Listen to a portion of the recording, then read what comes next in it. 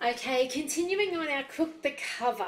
All right, so we've done lemon meringue, we've done the ice cream. Now we're actually going to do the base. In hindsight, I actually think you could do the base earlier. You probably could do it right at the beginning because it needs to be frozen. So it could be in the freezer, you know, while other things are happening. I've got the ice cream I'm about to churn, so it'd be really good for it to be cold out of the freezer once the ice cream's ready in about 20 minutes time, yeah? So with that in mind, let's get into this recipe. We are going to add into the bowl the butterfly. Okay, so it needs to go in place. So it just goes behind those high set of blades. Find your high blades, go behind it. You need your oven at 210. And it says to grease a spring form cake tin and line the base and sides with baking paper. I'm going to do something different. I'm taking this to share at a friend's house for afternoon tea. So I'm actually going to do it in a rectangle. You can see it down there. It is actually the very large vacuum seal base, and I'm going to see how this goes. I'm hoping it might have enough to cover it. We'll soon find out. Insert the butterfly whisk. Then we're going to add to the bowl, bring up our scales. We need to add 70 grams of sugar. So in this goes. And I know you're wondering, can you use a monk fruit? I reckon you can. Or, you know, if there's an alternative sugar you use, I reckon you certainly can. Then you're going to add 2 eggs. I'm just checking I'm not jumping ahead. Gosh, these are the times I appreciate our guided recipes. Then we're going to add into it sugar, eggs, and vanilla. So it is 1 teaspoon of vanilla. You'll notice this recipe has quite a portion of eggs in it. Yeah. I think it's worth it. Okay. All right. Then we're going to now put it on 5 minutes, speed 4. Okay. With our butterfly, we never go over speed 4 because it will literally send it off, and we don't want to do that. So lid in place, speed 4, and I will come back to you in 5 minutes and we'll do the next step together. Okay, welcome back. The last step in this part is to actually add some self-raising flour. I'm going to use gluten-free self-raising flour. You can just use your ordinary stuff if you don't need to use gluten-free. So it's 70 grams. It's so easy. Ooh, there's some flies hanging around today. I feel like we've got a second hole in this bag. Oh, that was a little much. I'm just going to roll with it and hope it's okay. All right. The only perk to having other people cook in my kitchen is sometimes bags get opened in the most weirdest ways. Okay, so I'm going to put this back in place, and the recipe says now to mix 20 seconds on speed 2. Okay, so here we go, 20 seconds, speed 2. Let it mix through. I'm not sure if you guys will be able to see that on the camera. Now we're going to get our dish, and very shortly we're going to put this in to cook. Now it's going to cook for 10 to 12 minutes until it's golden, and this is at 210 degrees. Okay, and then it's going to, you have to let it cool and then put it in the freezer. Okay, let's have a look. Now, some of the flour stuck to the top of that butterfly. I'm not worried today because I did overdo that, right? And I actually didn't really want to overdo it, so I'm not going. I just did that, didn't I? I was going to say I'm not going to incorporate it. Anyway, keeping it real in the kitchen. I might just put this back on for a second. What was it? Speed 2. Just want to get that last bit of flour mixed in. There we go. That'll do. All right. Now we're going to pour it in. It's a lot like, to me right now, it's looking like a pancake batter. Okay, so you can see, as I said, there's a bit of flour on those blades. I should have done a better job pouring it in, but anyway, let's spin you around. Excuse me while I do that. Let me, whew. Can you see? Not quite. We will get you so you can see. There we go. All right, so I've purely put baking paper on these. I haven't sprayed it. Hopefully it's okay. I think it will be. I don't often spray my baking paper unless it's something like a Basque cheesecake where it actually is going to rise and fall intentionally in it. This one is not going to fall back in it. In that case, it needs to be nicely greased. Okay. I'm really excited for the next step when we bring this all together soon, where I get to show you the meringue and some tips for making that look just so fancy. So, all right, I'm just going to spread this out. Let's see if I can get it. It is only a thin layer, okay? It is just a sponge base. So I think it's going to work okay. And being self-raising flour, I'm anticipating it to rise that little bit in the oven. So pushing it out to the corners, just pushing my paper down in the corners. If I had a square-edged tray, well, tray, you need the sides, so I guess a tray is no good, but I think it would do, like these have rounded edges, right? So it makes it a little more challenging. So,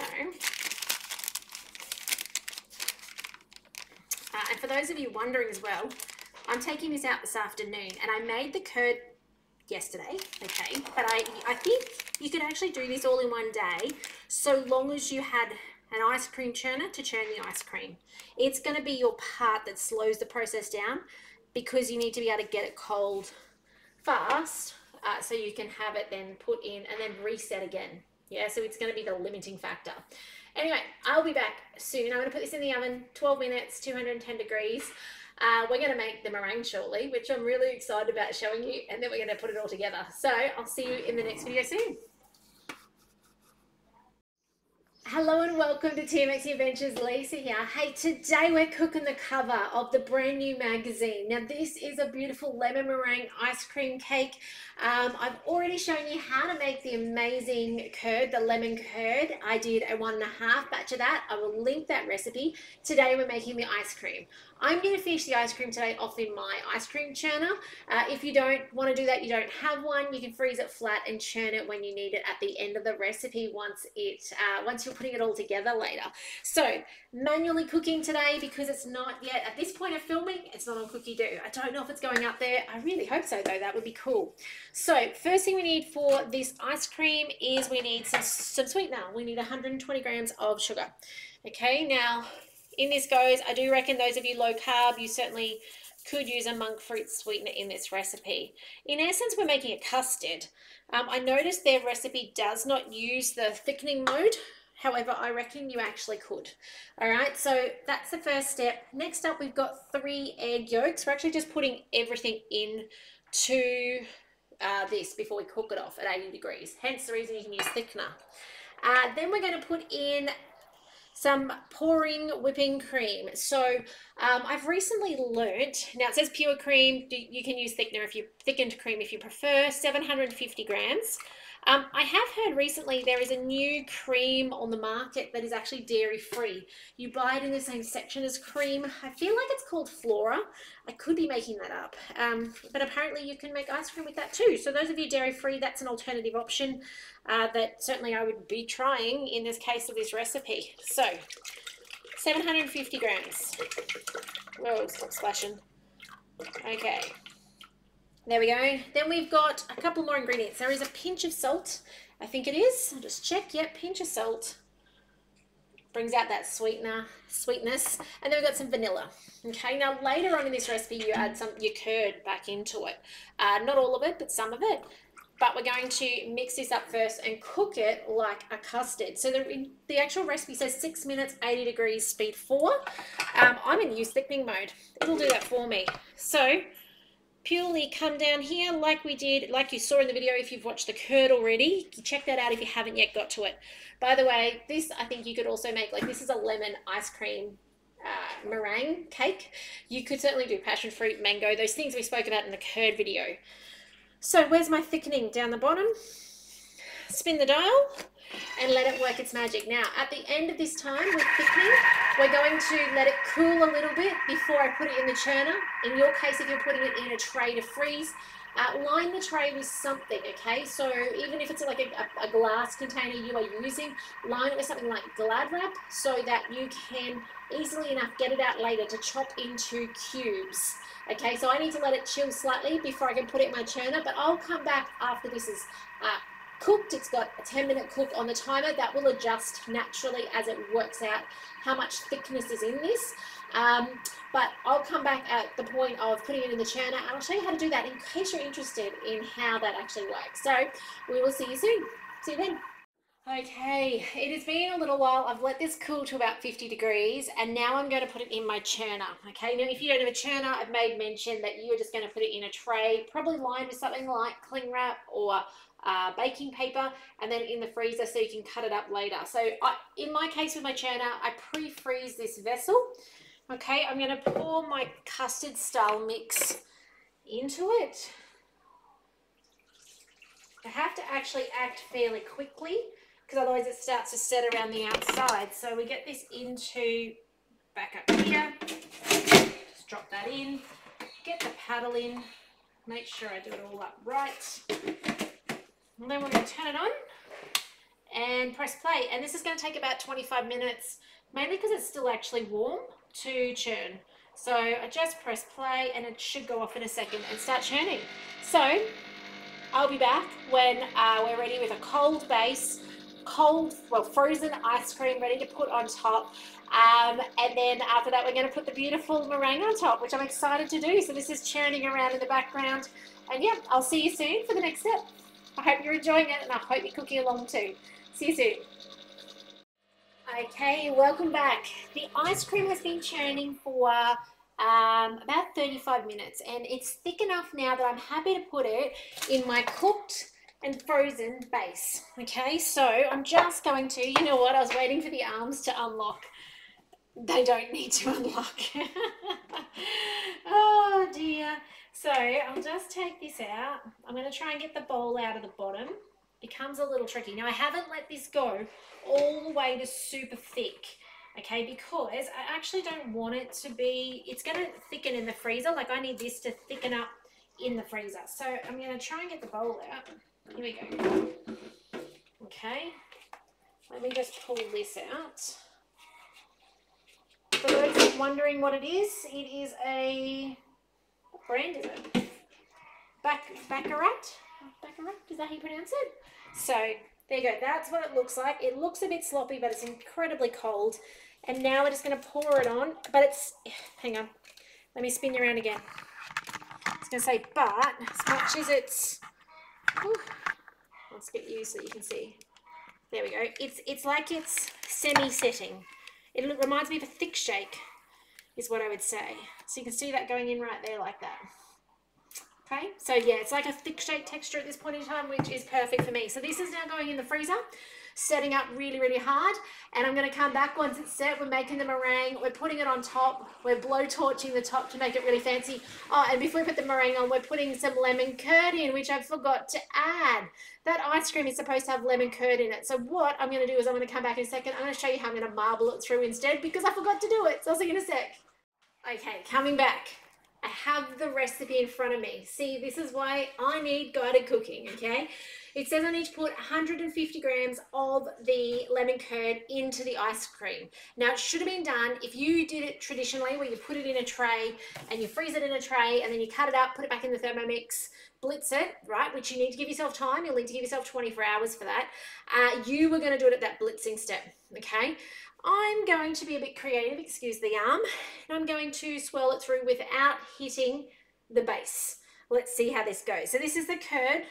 There's heaps, and it's actually a really, really thick curd, okay? If you want to fill something like little tarts or something with it, it would be absolutely amazing. It's actually so thick that I'm maybe making the thought that this might not be the best idea, but let's see how we go. You know, like, I've committed. So I'm going to keep going. I'm just putting little dollops in because it is so thick. If it was a super runny curd, I wouldn't be so concerned, but I'm kind of thinking probably, okay, I'm just going to, without touching the bottom, give it a little swirl through and try and break up those hunks of curd, which they seem to be actually breaking up, which is good. Getting it into the ice cream. So I'm going for a more swirly, rustic effect, okay? Whoops. I love guided cooking. All right. Hopefully by the time you see this, and I don't know what the plan is, but I'm hoping these recipes will be on the platform by that stage as guided. So when you cook the cover, you'll be able to follow a guided recipe. How cool is that? I feel like there's a couple of chunks in there still. I'm being really mindful not to get down. I mean, my base is only that thick, that spongy bit, so I'm not too worried.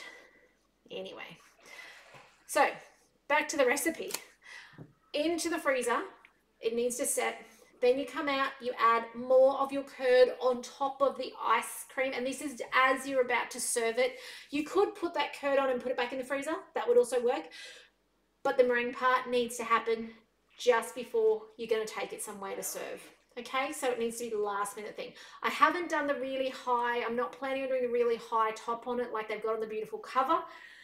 Because I want to transport mine, okay? And I don't know if you've ever tasted meringue, but it's incredibly sweet. So I would like to do more of a spread it out approach, okay? But I do have a blowtorch and I can't wait to show you in the next video how to use that. So I'll see you once this is set and show you these last few steps. See you then. Okay, welcome back. We are going to now put our curd on our cake. It has set and it is ready to be curded up and then meringued up. So here is the curd, or what's left of it after the family have eaten a fair chunk. This is the ice cream. It is well and truly set. Okay, and I'm just going to grab this out and we're just going to put this in the fridge for 10 minutes. While that's happening, you need to make your meringue. Now, I have actually pre-made it. You've actually seen the meringue video if you've been watching along here over the last few weeks. I'm going to link it, okay? But I made little kisses with some of it, and the other of it is about to go on top of here. So I will link that video. And it's got the tips for the most perfect meringue so that you don't have a flop of a meringue where it ends up split and things like that. So if you didn't see that video, that's okay. You'll be able to check it out. So just spreading, I think you can see this, I'm just spreading it around. It's so incredibly thick. We have thoroughly been enjoying this curd with things like soda water, waffles, pikelets, all sorts of things. So you remember I made a massive, at the very beginning, I linked that video, very massive batch of curd. Well, that's now gone, isn't it? So this is going in the freezer. If you are cooking along to this video, it's time to get yours iced in the freezer and you're going to make your meringue. So I'll be back in 10 minutes and we're going to let this will allow this to just set, and then we're going to put our meringue on top. I'm going to show you how to blowtorch it, which I'm super excited about. So I'll see you again shortly. Okay, welcome back. It's time to put all this together. Now, because it's a cooked meringue, we don't actually have to cook it. So we're going to blowtorch it. Now, I've got it out of the freezer. I'm going to lift it out of my container. And I told you I want to share this with friends, so I didn't make a big circle. I've made a rectangle, yeah? If you think right to what seems like eternity ago for me, but for you, it's probably only 10 minutes ago.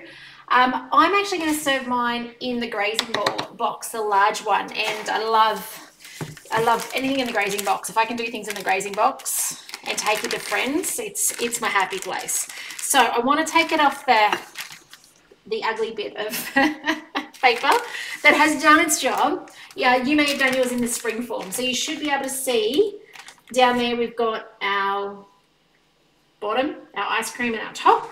I'm going to put it on a chopped up chopping board. Okay, so it's a clear chopping board that I can just use as kind of its base. Let's see if I can get this off without making too much of a mess, and then I can lift it once actually cut straight into the grazing box, which will look super pretty. So let me just grab something for my fingers. A little bit messier than I planned. Okay, so we have our meringue in our piping bag. Okay, you should have had time to have probably made yours by now. And I've got the really large piping tip on there. Now, you can just slather it all on the top. I want to do something a little different. Now, this could go badly, and I love showing you my faults on Facebook and YouTube and stuff too. I keep it real, right? With the blowtorch, I'm excited to see if I can actually make it, let's get this in your camera, hey? Make it different with using the piping tip, okay? So I'll just get that so you guys can see a bit better. That's the thing for later to take it out. So I'm going to try some waves. So I've got the largest piping tip. Now, as I said, you can just smother it on, yeah? You don't have to do anything fancy, and I'm just trying it. One of the reasons why I decided not to smother it on, though, was also because it's really high.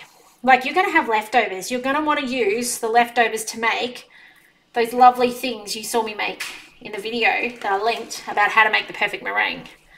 Yeah? If you've got like 4 inches of icing at the top, it's going to be intense. Serving that up is going to be intense.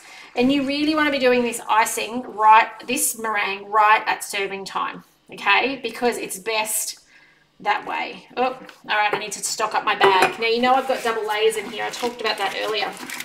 So on the video with the meringue. So I'm just peeling back my layers. Okay. Opening it up. Excuse the fingers. And I might need to push that center open a bit though. There we go. I also like using the double bag. It makes the cleanup a lot easier. Okay. Give it a shake down. I might be able to get some more in there. Maybe not. Okay, remember to pull it back up. We don't want to lose it all out the top. It kind of defeats the purpose. Push that down. Oh, maybe I will get more into there, as long as it's not coming out the bottom. All right. Just put a whisker more in. But as I said, any leftovers, pipe little kisses with it. Yeah? Don't let it go to waste. And then cook them off in the oven. All right. Now, by the way, let's talk about blowtorches while I'm doing this. Okay? You do not need to do anything crazy with a blowtorch. Like, I have gone down to the local hardware and I bought one for $15. It's small, but it's going to do the job. Okay? Let me just finish this and I'm going to show you how easy it is. Now, I have always thought the concept of blowtorching creme brulees, pavlovas was a bit daunting. Anyone else? But I did a practice run on some minis the other day. It's easy. If I can do it, you guys can do it, okay? So, not in very straight lines here, but I'm sure when people eat it, they won't mind. And also the blowtorch is going to hide a lot of that. Hoping you guys can still see. Nearly done. But you can see how easily we've still got a good, come on, centimetre of thickness on, which is plenty for serving. You probably don't want more than that. Okay, now let's grab this blowtorch. And by the way, see leftovers for kisses, you can use them for decorating or just snacking, whatever you want. By the way, this is probably slightly melting, so I probably shouldn't take too much time to do this, but here we go. Little blowtorch. You just simply, look at this, it's this big, it's a little butane one. I do find they like to stay upright, and you simply, and with that note of upright, maybe, oh, this could go badly. It could land on the floor. All right. So, I'm just rotating the cake a whisker because the butane thing likes to stay upright. And all I'm doing, you guys see the edges? And I'm just, you can buy replacement cartridges for this. You guys see what I'm doing here? I'm just getting him nice and close and giving it some colour. All right, so I'm just going to put it back down because I'm probably somewhat melting the bottom. Let's do it down here. Oh, and it smells amazing. You can smell that. I'm just mindful that I've test run this and now I'm doing this. So I'm trying to keep it a bit upright so that it marks up nicely. Because otherwise I think you lose the fuel. Not sure I can do it as a lefty. Look at that. Does that not look absolutely pretty? I'll spin it around so you can watch me do the other side. So my idea behind doing the swirls on top with the piping was that I'd get more texture with this color on top. So as I said, $15 blowtorch from the hardware. Definitely get one that's, the more curve it's got, the better. Look at this. It looks a little fancy. So I'm going to show you, just trying to get some color to the tops. Oh my goodness. Give it a shake. I think even the little replacement butane tanks for these are like $2. So even if you had to use a few of them, I think you'd be okay. Can you guys see? Oh, it's melting. It's melting off the other side. Time to finish and serve up. But totally doable and totally a little bit fancy. Do you like it? I do. I'm excited to hoe in and taste it. Do you take the time with that when we did the curd a second ago when we put it in the freezer? Make sure you take the time to let that set. But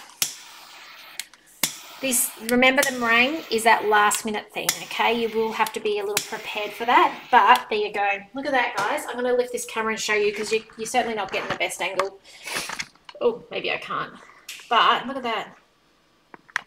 There you go. That is the beautiful lemon curd ice cream meringue thing out of the amazing Cook the Cover lemon meringue ice cream cake. Okay, give it a go. Go in it to win it. I think they're doing it for customers too. You will see this video on about the 7th of November when it launches, but highly recommend it. It's amazing. There's so many components that you can double up, which is what I love. You saw me make a 1.5 batch of curd. You saw me make the ice cream and talk through that. You saw me use the pav for more than just this. Okay, so there's so many components that actually give you something else, which I love. As I said, not practical for me, having this nice top on it. I want this to serve 30 people. This would be lucky to serve 12 nicely, and I'm sure that's going to make a really big mess. Anyway, I got to get a photo of mine before it runs away off this plate, but give it a go. I can't wait to hear your successes with it. All right, it's an amazing recipe, well worth your time. But enjoy these recipes, enjoy these videos, share this video with those around you who have a Thermomix and need to give this a go, and take care. I'll see you in the next video soon. Bye for now.